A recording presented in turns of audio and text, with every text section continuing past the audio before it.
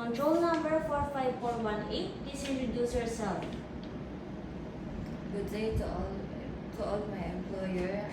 My name is Kimberly Olino, 30 years old, single parents. I have 3 kids, 1 boy, 12 years old, 2 daughter, 10 and 8 years old. What is your educational attainment?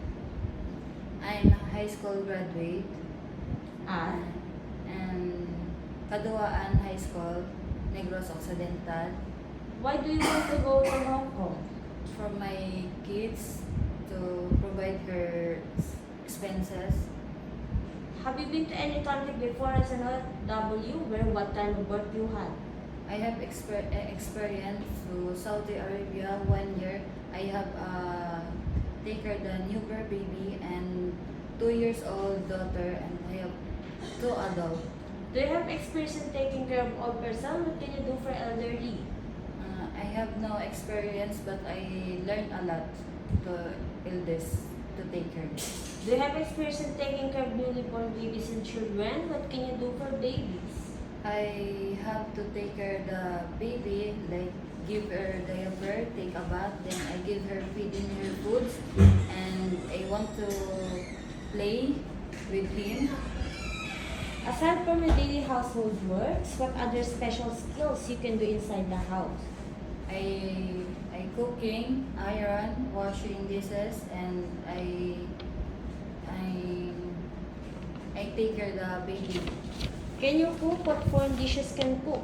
I cook Arabic food like sambusa, kabsa, and vegetable. Describe yourself as a housemaid.